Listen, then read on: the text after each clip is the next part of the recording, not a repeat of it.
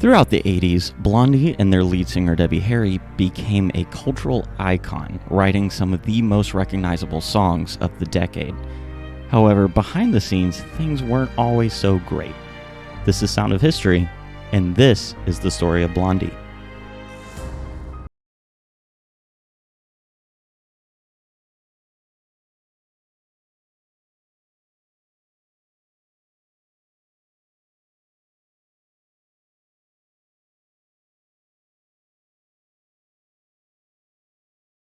Angela Trimble was born on July 1st, 1945 in Miami. When she was 3 months old, she was adopted by a gift shop owner named Catherine and Richard Harry, who renamed her Deborah Harry. Her new parents lived in New Jersey, so that's where she grew up. A lot of her childhood was shaped by her adoption. It impacted her deeply. As most do. Yeah. She later wrote, quote, "I guess somewhere in my subconscious, a scene was playing on a loop of a parent leaving me somewhere and never coming back," end quote. It gave her a deep passion to find her place in the world that a lot of younger people might not have had at her age. She eventually graduated with an Associate of Arts degree in 1965 before moving to New York City and working as a secretary at BBC's radio office for about a year. She also spent time working as a waitress and a go-go dancer at a discotheque. Hell yeah. Before she started singing, she even tried her hand at being a Playboy bunny in the 60s. Oh my gosh. During this time, she experienced some pretty rough things. She once dated a guy who held her at gunpoint and threatened to rape her because he thought she was cheating on him. In 1968, Debbie began her singing career in a band very different than the one that she would become famous for. It was a folk band called The Wind in the Willows, and Debbie sang backing vocals.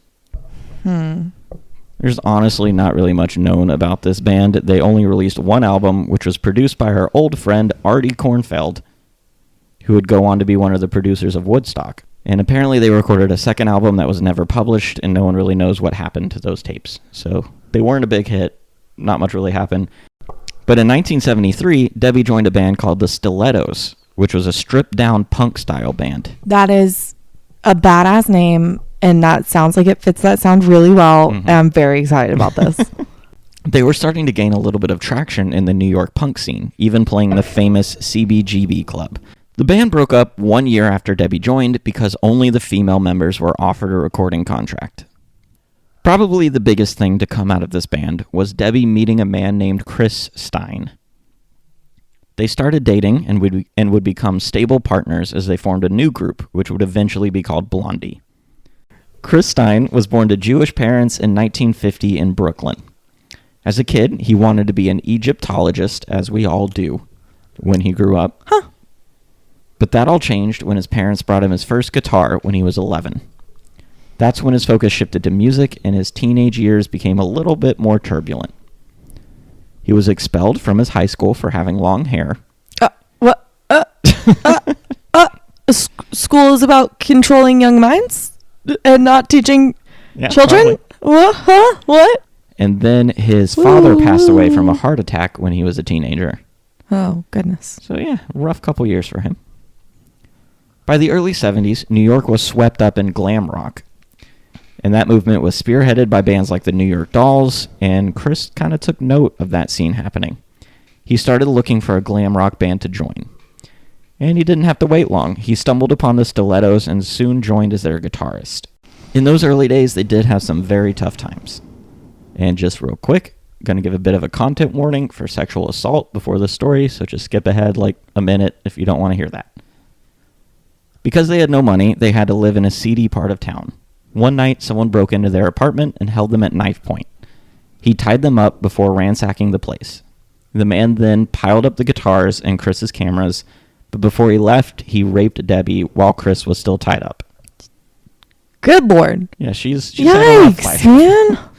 Debbie also claims to have narrowly avoided being killed during this time. She says she was alone on the streets of New York one night trying to hail a cab when a man in a white car pulled over and offered to give her a ride. When she got in, she noticed how... Debbie. Debbie. What? When she got in, she noticed how hot the car was, so when she went to roll the window down, she noticed it was stripped bare. There wasn't a door handle on the passenger side. So Debbie started trying to frantically open the door using the outside handle.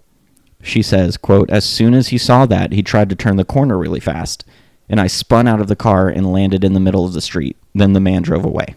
She didn't really think much about that incident. You know, Why? Why would you? What? For a while, until 15 years later, she saw the man's face on a magazine cover. It was Ted Bundy. Yeah, saw that coming. But it's worth noting that this story has been questioned quite a bit.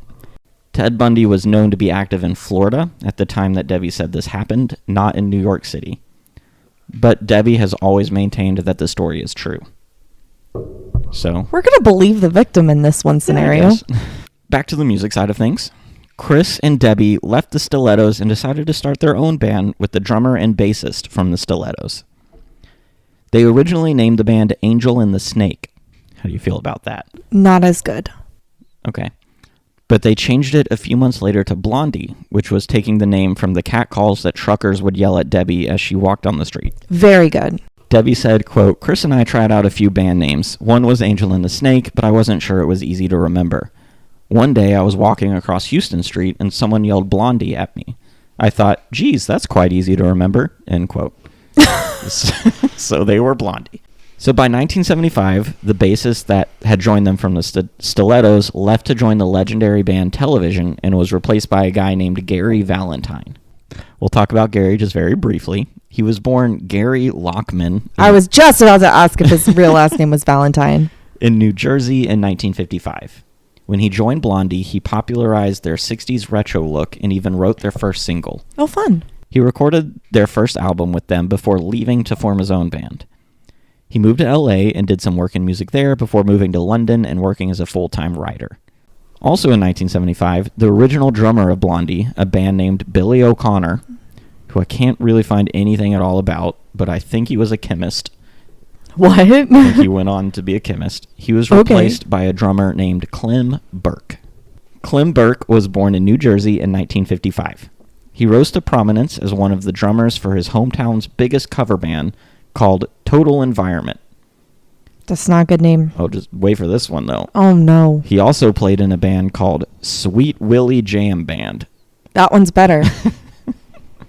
He drew influence from some of the biggest names of rock drumming, like Keith Moon from The Who and Ginger Baker from Cream. He was only 18 years old when he joined Blondie. When the original bassist left Blondie, Clem was instrumental in keeping the band together. Debbie and Chris contemplated just ending it, but Clem was like, no, we got something here, let's keep going.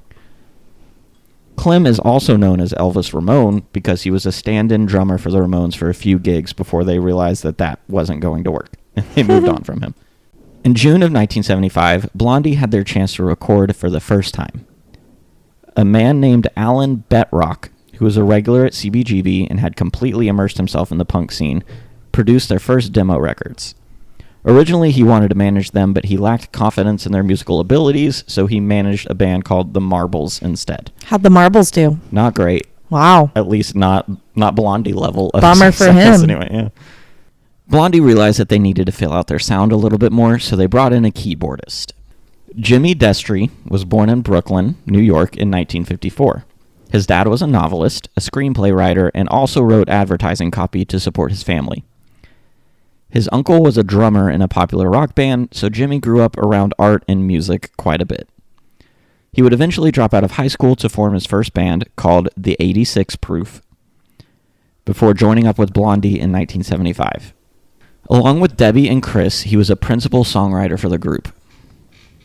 During this time, Blondie were regulars at CBGB. In 1976, they met a guy named Richard Gotteherer. I'm sorry? Gotteherer? I'm sorry. It's Gotteher. Gotteherer. Godier. Well, so they met Godier, who was putting out a compilation album of the New York sound, presumably just kind of like the burgeoning punk scene. Debbie Harry was very interested in being on that compilation, and Godier said, quote, I told her I wasn't just going to take anybody. I went to the band's studio, and as soon as they started playing, I was grinning from ear to ear, end quote. I can't believe you're calling him Godier. This is so disrespectful to this man and his name. Godier signed them to an independent label called Private Stock, and they put out their first album in 1976, just called Blondie. The album was not a commercial success at first, but they were regulars at a few local bars like CBGB and Max's Kansas City, which was where Debbie worked as a waitress for a time. Debbie said about those early days playing in the now iconic bars, quote, "When we first started playing CBGB, it really wasn't the scene that it would later become. It was just a local bar, and we'd get paid with a couple of beers," end quote. Their first album, released on Private Stock, featured a song called In the Flesh, which eventually hit number 2 in Australia. Godier said it was the first indication that Blondie could sell music, but it was kind of an accidental hit. That wasn't their single, and the music television program that they sent it to played the B-side instead of the song that they actually wanted played. And Chris said they still thank them to this day for that mistake. That's wild. In 1977, unhappy with how things were going, they bought back their contract with Private Stock and signed with a British label called Chrysalis, who promptly re-released their debut album. Later that year, they caught a massive break when Iggy Pop and David Bowie heard their debut album and invited them to open for their tour. That's so great. Yeah. Later that year, Gary Valentine left the group to form his own band, so their second album, called Plastic Letters, was recorded as a 4-piece. Blondie's third album is the one that shot them into stardom. It was called Parallel Lines and was released in 1978. The album really deviated from their punk roots, and their song, Heart of Glass, which was a disco-infused song, became a massive hit, which really annoyed fans of their punk beginnings. Yeah, she had the song with the other band about discotheques. For the album, they tried to work with an Australian producer who was big in the British pop scene named Mike Chapman. But Chapman found the band impossible to work with. He called them the worst band he's ever worked with in terms of musical ability. He said he could barely work with Chris Stein because he was too stoned during the sessions. He's such a hater. What's this guy's deal? He encouraged him to write songs instead of playing the guitar. He said Jimmy Destry was far better at writing songs than playing the keys, and Clem Burke couldn't keep a beat. Because of all of that, Chapman spent a long time with the band just trying to make them better musically. But that frustrated the band. The new bassist became so frustrated at Chapman's perfectionism that he threw a synthesizer at Chapman. Chapman later said about this experience, quote, "Blondie were tough in the studio, real tough. None of them liked each other, except Chris and Debbie, and there was so much animosity. They were really, really juvenile in their approach to life, a classic New York underground rock band, and they didn't care about anything. They just wanted to have fun and didn't want to work too hard getting it," end quote. Chapman did say that Debbie was an incredible vocalist, but she was also very moody and emotional. So that means that she's impossible to work with. Despite being given 6 months to record the album, they finished it in 6 weeks. The album went to number 6 in the US and topped the UK album chart. Heart of Glass, the single, topped both the UK and the US singles charts. The music video that accompanied the song started to set Debbie apart as a celebrity, while the rest of the band was kind of largely ignored. They followed that single up with a more aggressive, rock-oriented song called One Way or Another. The song, lyrically, was inspired by Debbie's experience with a stalker in the early 70s. Yeah, that explains why it's creepy. Yeah. According to Debbie, her ex-boyfriend's constant calls and following her forced her to move out of New Jersey and into New York City. This poor woman. Yeah. This was taking place while she was a member of the Stilettos, and her Stiletto bandmate said that it was freaking all of them out, especially Chris Stein, who was dating Debbie at the time. Debbie said about the song, quote, "I was actually stalked by a nut job, so it came out of a not-so-friendly personal event. But I tried to inject a little bit of levity into it to make it more lighthearted. I think in a way that's a normal kind of survival mechanism. You know, just shake it off, say one way or another, and get on with your life. Everyone can relate to that, and I think that's the beauty of it," end quote. The song initially did not do as well as Heart of Glass, only reaching number 24 in the charts. It was never released as a single in the UK, but it did end up charting there in 2013 when One Direction covered it. What? Following the massive success of Parallel Lines, the band released 3 more albums between 1978 and 1982. Their fourth album performed well and was received well by critics, but it didn't reach the level of Parallel Lines. The one single did rise above to become another number one hit. It was produced and composed by an Italian musician with lyrics by Debbie. It became the theme song for the movie American Gigolo in 1980, and, partly because of that, skyrocketed to number one for 6 consecutive weeks. The Italian producer originally asked Stevie Nicks to perform the song, but she couldn't because of record label deals. So he turned to Debbie. He gave her an instrumental and asked her to write lyrics for it. She said it took only a couple of hours, and it's told through the eyes of the film's protagonist, who is a male prostitute. They used session players during the recording, which originally annoyed the band, but since it was super successful, they just kind of took it in stride. Here is that song called Call Me.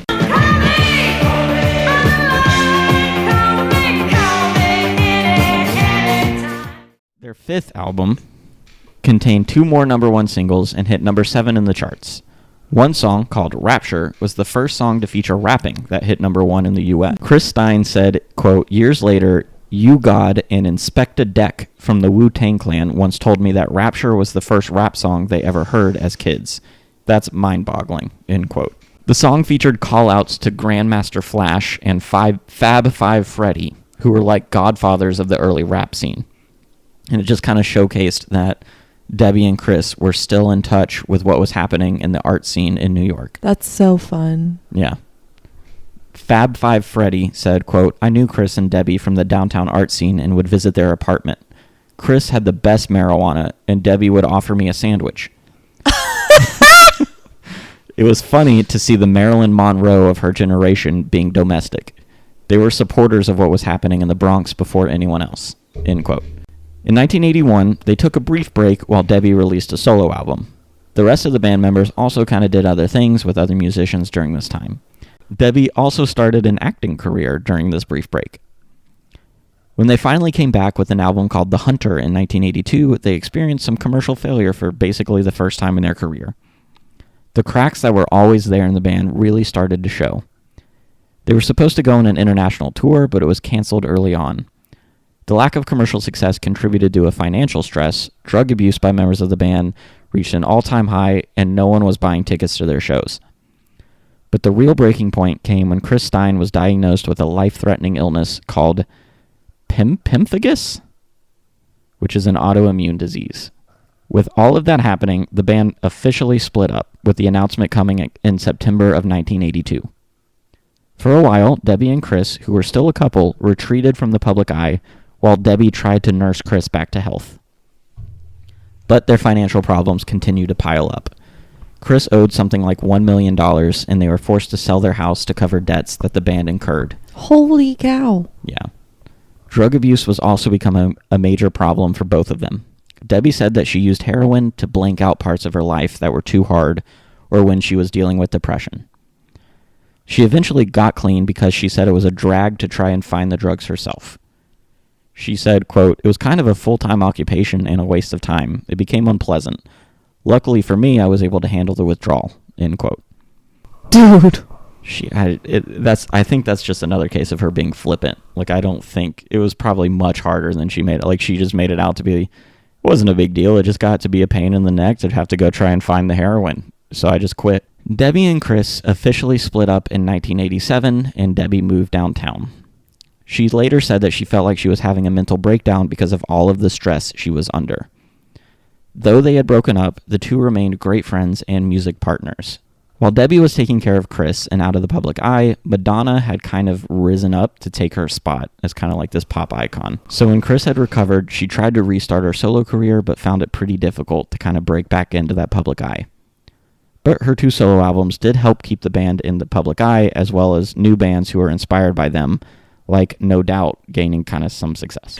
In 1996, Debbie and Chris started trying to reunite the band with the original lineup of Clem Burke, Gary Valentine, and Jimmy Destry.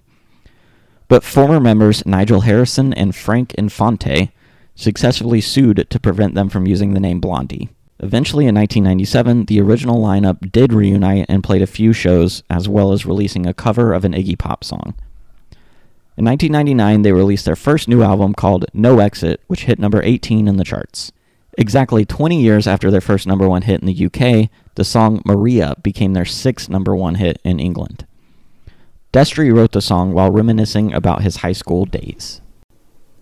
In 2004, Jimmy Destry left the band to get his drug problem in check. Go, Jimmy. After a successful stint in rehab, he was not invited back into the band. Well, that's rude.